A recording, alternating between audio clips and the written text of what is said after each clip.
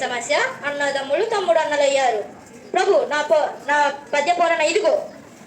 పుష్యమిన్ భరతాగ్యుడు పుట్టినాడు, మనసి లక్ష్మణుడు ఆశ్లేష పుట్టినాడు.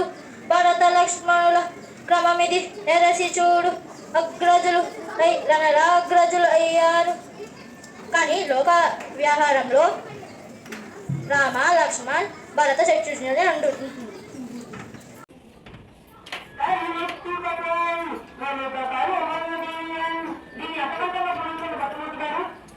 ఇలజీవులకు సుపరిచితమైన చక్కని సమస్యలు ఇచ్చారు మొక్కజొన్న.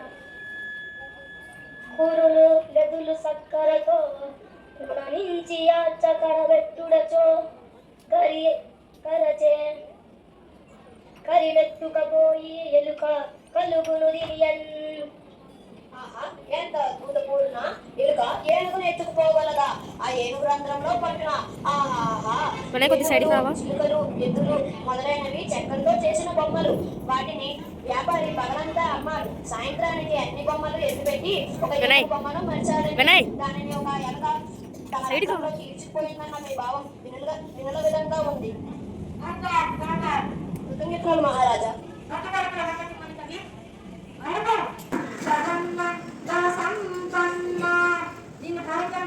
రాజశేఖర, మానవుల్లో కొందరు మాట తప్పేవారు ఉన్నారు. జంతువులలో దీన్ని చూడలేదు.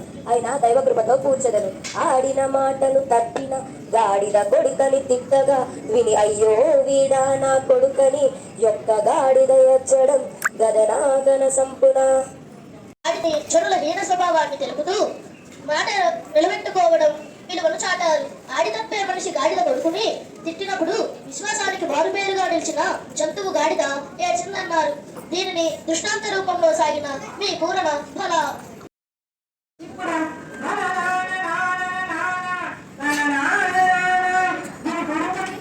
ప్రభు అక్షర విన్యాసం తప్ప అర్థం లేని సమస్య ఇచ్చారు. అయినా చక్కని పూరణ కావిస్తాడు. నిన్ను నిన్ను నిన్ను నిన్ను నిన్ను నిన్ను నిన్ను నిన్ను నిన్ను లయదాన సంగతుల దానకల పరిపూర్ణ బాణసమున్న పలుకుని రాగముల వరము నల్లుచు పలుకు నిట్టుల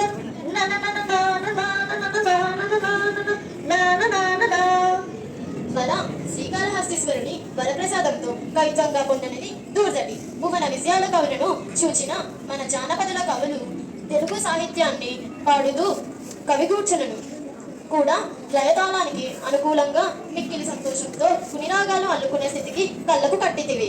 పాటలు పద్యాలతో పాటు వైఖరి అద్భుతం.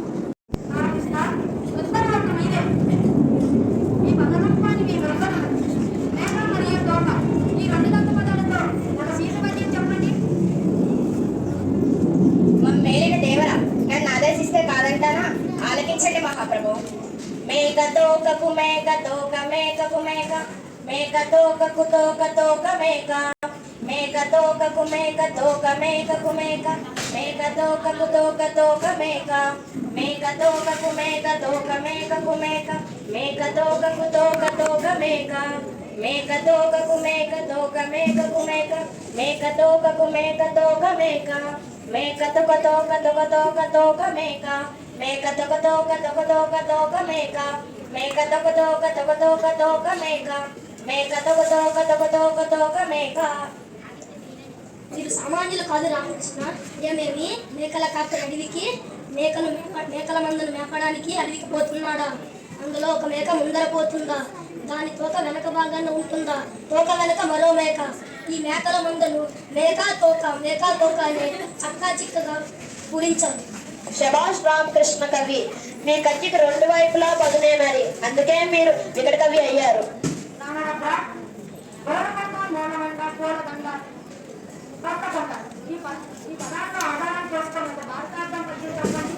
చిత్తం మహాప్రభు, రామభక్తుడనైనా నాకు భారతార్థం పూర్ణ చేసేదను. ఓ ఈ కురు రాజా, నీ కొడుకంత గోల కొండవల నుండు వినుమలు ముగిన మనసు ఆకారంలో కొండలాగా ఉంటాడు కానీ బుద్ధిబలం ఏమీ లేదు. మాట వినుము, యుద్ధం వస్తే సర్వనాశనం కానీ సమరంలో ధర్మానికి బద్ధమైన పాండవులు గెలుస్తారు, నీ కుమారులు మరణిస్తారు.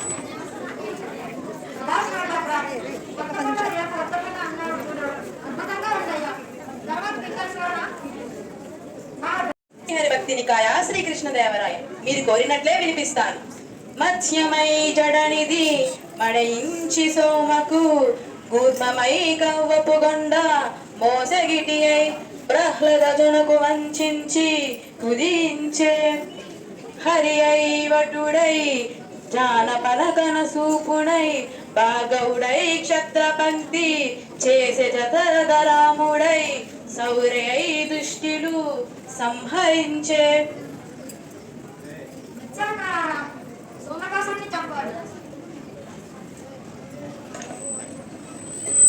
కోపమై మందగిరి మోసి పాలసముద్రం చెరగడానికి సాయమయ్యాడు. వరాహ రూపంలో హిరణ్యాక్షుణ్ణి చీరాడు. నరసింహమై హిరణ్యాక్షుని అడవిలో వస్తున్నప్పుడు ఒక జానపదుడు ఒక సమస్యని ఇచ్చాడు. అనుమతినిస్తే మీకు ఇస్తారు. అది సంగతి, ప్రభువుల వారికి ఇవ్వదగిన సమస్య ఇచ్చావు.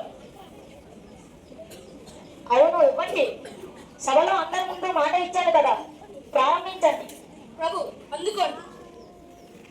అందరూ నందరే మరియు నందరూ నందరే ఎందు నందరే. అష్టదిగ్గజ కవులారా, మా భరతంసాన్ని చెప్పేదరు, ఆరంభించండి.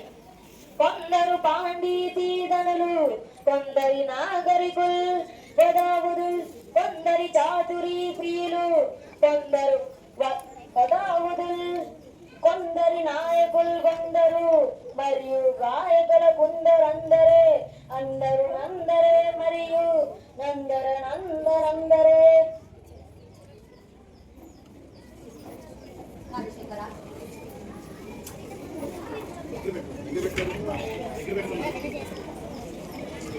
కొందరు పాండిత్యమే ఘనంగా కలవారు, కొందరు నాగరికులు, ఇంకొందరు ప్రవక్తులు, మరికొందరు చాతుర్యాన్ని ఇష్టపడేవారు. వీటిని సకలను చూడముచ్చే వారు కొందరు నేతలు మరియు గాయకులు.